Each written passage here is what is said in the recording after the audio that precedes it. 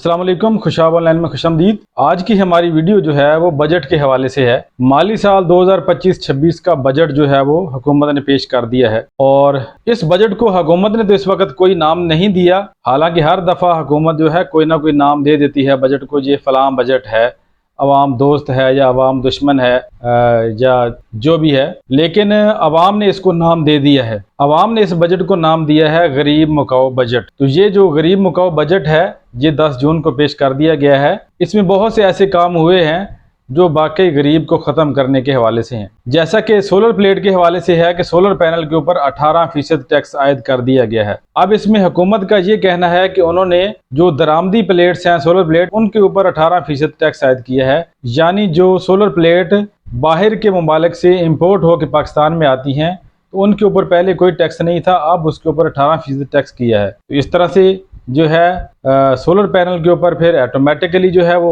Rate बढ़ जाएगा, प्लेटें महंगी हो जाएंगी। जबकि हुकूमत का ये भी कहना है कि पाकिस्तानी इंडस्ट्री जो है उसको हमने फ़ायदा पहुंचाने की कोशिश की है। वो किस तरह से? वो ऐसे कि जो सोलर प्लेट पाकिस्तान में तैयार हो रही हैं, यानी सोलर प्लेट का जो सामान है वो बाहर से आता है, लेकिन उसकी तैयारी जो है, असम्बलिंग जो है वो पाकिस्तान में होती है, तो उसके ऊपर भी वैसे 18% ऑलरेडी टैक्स है। तो बाहर वाली प्लेट जो है इस तरह से सस्ती पड़ती थी, बगैर टैक्स के आती थी, और जो मकामी प्लेट थी जो यहाँ पे तैयार होती थी उसके ऊपर 18% टैक्स था, तो वो थोड़ी महंगी पड़ती थी। इस तरह से मकामी सनतकार जो हैं सोलर प्लेट तैयार करने वाले, उनका नुकसान होता था और जो बाहर से प्लेट आती थी वो ज़्यादा सेल होती थी। हुकूमत ने इसमें ये वजाहत की है, लेकिन हकीकत में जो है यही हुआ है कि 18% टैक्स लगाने की वजह से सोलर प्लेट्स के रेट बढ़ गए हैं और सोलर प्लेट से रिलेटेड जो भी सामान बाहर से इम्पोर्ट होकर आएगा उसके ऊपर जब 18% टैक्स लगेगा तो उसके रेट ज़्यादा होंगे और सोलर प्लेट का रेट खुद से बढ़ जाएगा। हालांकि चाहिए तो ये था कि हुकूमत सोलर पैनल जो पाकिस्तान में तैयार होते हैं उसके ऊपर जो 18% टैक्स है उसको भी कम करती, उसको कम किया जाता ताकि ज़्यादा से ज़्यादा सोलर प्लेट जो है लोग खरीदते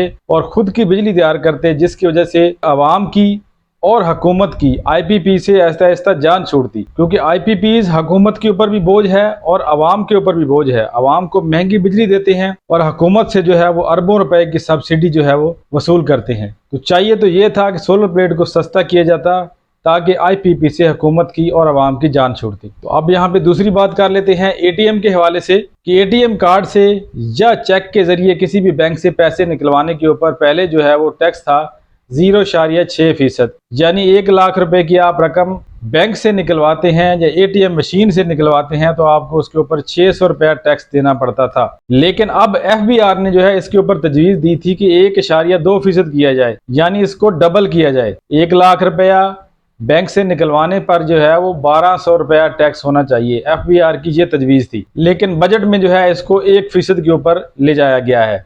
1.2% तो नहीं किया गया, लेकिन 1% पे पक्का कर दिया गया है। 0.6% से अब 1% पे ले जाया गया है। यानी कि लाख रुपए की रकम अगर आप ATM मशीन से निकालते हैं या बैंक से जो है चेक की सूरत में लेते हैं तो आपको वहां पर 1000 रुपया फीस देनी होगी, कटौती करवानी होगी। मेरे ख्याल के मुताबिक ये बहुत बड़ी फीस है, इतनी ज्यादा फीस नहीं होनी चाहिए। और ये बात भी सुनने में आ रही है कि 50,000 से कम के ऊपर ये टैक्स नहीं है, 50,000 के ऊपर ये टैक्स है। 50,000 से कम की रकम आप निकलवाएंगे तो उसके ऊपर आपको टैक्स नहीं देना। और ये सारी शर्तें जो है वो मेरे ख्याल में नॉन फाइलर के लिए हैं। जो लोग नॉन फाइलर हैं उनके ऊपर ये 1% टैक्स लागू होगा बैंक में। और इसके अलावा और भी बहुत से ऐसी चीज़ें हैं जो कि नॉन फाइलर की पहुंच से दूर कर दी गई हैं। मेरे ख्याल में तो ये भी तजवीज़ की गई थी FBR की जानब से कि जो नॉन फाइलर हैं इनको जो है वो खलाई मखलूक करार दिया जाए। ये पाकिस्तानी शहरी नहीं है, ये आम आदमी की तरह पाकिस्तान में ख़रीदो फरोख्त नहीं कर सकते, लेन देन नहीं कर सकते, इनको खलाई मखलूक करार दिया जाए। इसके बारे में अगली वीडियो में आपको तफसील से बताऊंगा कि नॉन फाइलर के ऊपर कौन कौन सी सख्तियां जो है वो की गई हैं। गरीब मुकाओ बजट का नाम जो है इस बजट को क्यों दिया गया है उसकी कुछ और भी वजूहात हैं। तालीम, सेहत और लोगों के जो है खाने पीने के मामलात के हवाले से हुकूमत ने जो है वो हमेशा कुछ ना कुछ देना होता है। हर हुकूमत हर बजट में तालीम और सेहत के लिए लाजमी कुछ रखती है, लेकिन इस हुकूमत ने तालीम और सेहत के लिए कुछ भी नहीं रखा। तालीम और सेहत के लिए कुछ भी नहीं रखा, बल्कि यहाँ पर कुछ वज़ाइफ रखे हैं। जी हाँ, आपके लिए कुछ वजीफ़े रखे हैं जो कि आपने करने हैं। वो उन्होंने बजट में बता दिए हैं। सेहत के हवाले से जो वजीफ़ा रखा गया है वो हुवल शाफी है, और तलीम के हवाले से जो वजीफ़ा रखा गया है वो है रब्बे ज़िदनी इल्मा, और रिज़्क़ के आपके हवाले से जो वजीफ़ा रखा गया है वो है वल्लाहु खैरुर राज़िकीन। ये वाले वजीफ़े आपने करने हैं तलीम, सेहत और रिज़्क़ के हवाले से। बाकी बजट में आपके लिए जो है वो कुछ नहीं रखा गया। इस बजट का नाम इसीलिए गरीब मुकाओ बजट रखा गया है। बिजली के ऊपर भी कुछ टैक्स लगाने की तजवीज़ है। हालांकि बिजली पहले ही बहुत ज़्यादा महंगी हो चुकी है, जिसकी वजह से गरीब आदमी बहुत ज़्यादा पहले ही मुतासर है बिजली की वजह से। एक तो सोलर पे टैक्स लगाया गया है ताकि आम आदमी सोलर जो है वो ख़रीदे तो उसको ज़्यादा पैसे देने पड़े, और दूसरा बिजली के ऊपर टैक्स लगाने की भी तजवीज़ है। हालांकि बिजली के ऊपर पहले ही इतने ज़्यादा टैक्स हैं, उनको कम किया जाना चाहिए और बिजली की कीमत मज़ीद कम होनी चाहिए। अब हुकूमत का ये भी कहना है कि जो बिजली हम बनाते हैं IPP से, उसकी खपत कम है, यानी उसका लोग इस्तेमाल कम कर रहे हैं, जबकि लोग जो है वो सोलर पैनल से तैयार करदा बिजली को इस्तेमाल कर रहे हैं। हुकूमत की बिजली जो है वो फरोख्त नहीं हो रही, इसलिए हुकूमत जो है इसके ऊपर टैक्स लगा रही है सोलर के ऊपर कि ये महंगे होंगे तो लोग इसको कम खरीदेंगे और बिजली का इस्तेमाल ज़्यादा करेंगे। और भी खाने पीने की मुख्तलिफ अशिया हैं जिनके ऊपर मज़ीद टैक्स लगाया गया है, जहाँ हालांकि पहले भी इनके ऊपर टैक्स लगा हुआ है। बहुत सी ऐसी खाने पीने की अशिया हैं जिनके ऊपर मज़ीद टैक्स लगाए गए हैं। इस तरह गरीब को जो है यहाँ पर मुकाने की कोशिश की गई है। गरीब मुकाओ बजट इसीलिए इसका नाम रखा गया है।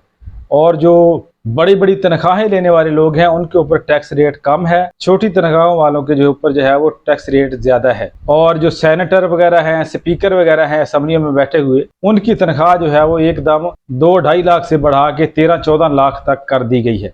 2 लाख से बढ़ाकर जो है वो 13-14 लाख तक कर दी गई है, यानी 500% इजाफा किया गया है स्पीकर और सेनेटर वगैरह की तनख्वाहों में। जी हाँ, एक तरफ टैक्स लगाए जा रहे हैं और आम आदमी से जो है वो ज़्यादा टैक्स इकट्ठा किया जा रहा है, तो दूसरी तरफ जो उमरा हैं, जो बड़े बड़े उहदों पे बैठे हैं, उनके ऊपर मज़ीद सहूलतें दी गई हैं, उनकी तनख्वाहें बढ़ाई गई हैं, उनके ऊपर टैक्स कम किया गया है। इसी तरह जो मिलिट्री के ऑफिसर हैं इनकी भी तनख्वाहें बढ़ाई गई हैं। दिफाई बजट में भी जो है काफ़ी सारा इजाफा किया गया है, हालांकि इनको पहले भी काफ़ी सारी मराहत मिलती हैं। तो ये थी बजट 2025-26 के हवाले से कुछ ज़रूरी अपडेट जो कि आम आदमी के लिए ज़रूरी थी, आम आदमी को मुतासर करती है।